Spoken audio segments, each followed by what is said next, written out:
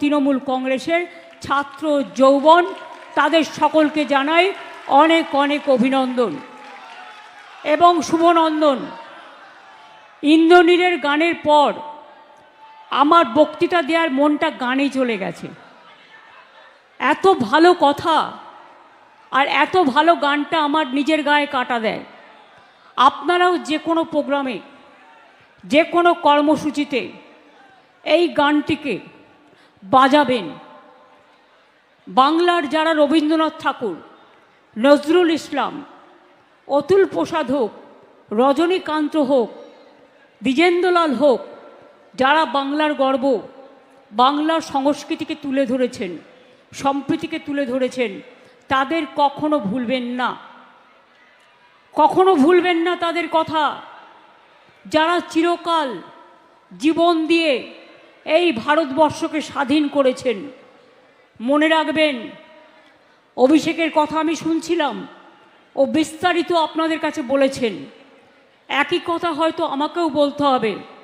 আমি তাই আপনাদের জ্ঞান আহরণের জন্য, জ্ঞান সঞ্চয়নের জন্য দু একটি কথা বলবার আগে আমি প্রথমেই তৃণমূল ছাত্র পরিষদের যে প্রতিষ্ঠা দিবস, আমি সকল ছাত্রছাত্রীবৃন্দদের, বাংলা থেকে শুরু করে সারা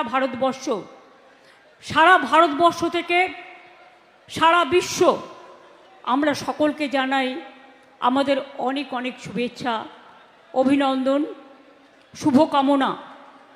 তারা এগিয়ে যাক, তারা বড় হোক, তারা দেশকে জয় করুক, তারা বিশ্বকে জয় করুক, তারা বাংলার মাটিকে রক্ষা করুক, দেশের মাটিকে রক্ষা করুক, মানুষকে আগামী দিন ভালো করে পথ দেখাক।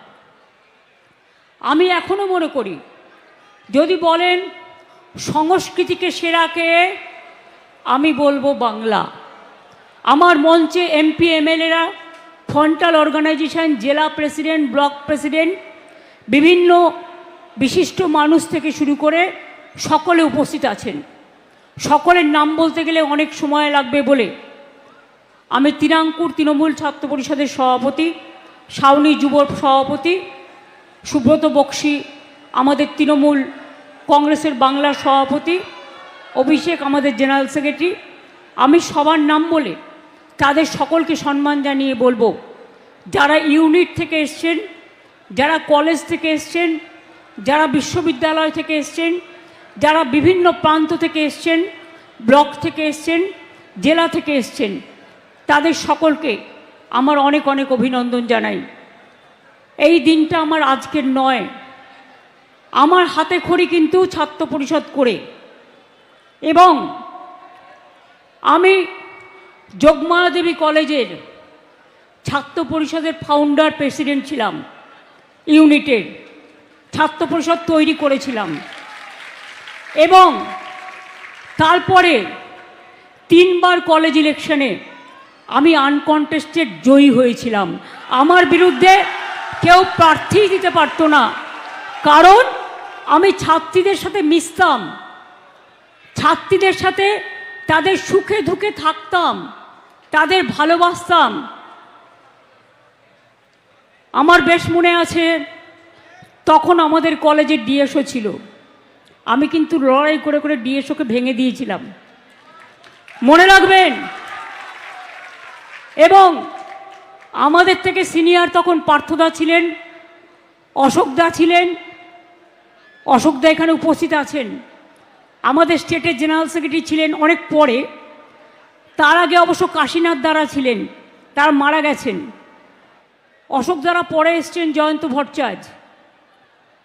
আমার মনে আছে এদের কথা, তার কারণ সুব্রতদার নেতৃত্বে তখন আমরা কাজ করতাম, এবং তখন মেয়েদের মধ্যে বক্তৃতা দেওয়ার কেউ ছিল না, তাই সব জায়গায় তৃণমূল ছাত্র পরিষদ, তখন তো ছিল না, ছাত্র পরিষদ ছিল, তখন তৃণমূল গঠিত হয়নি।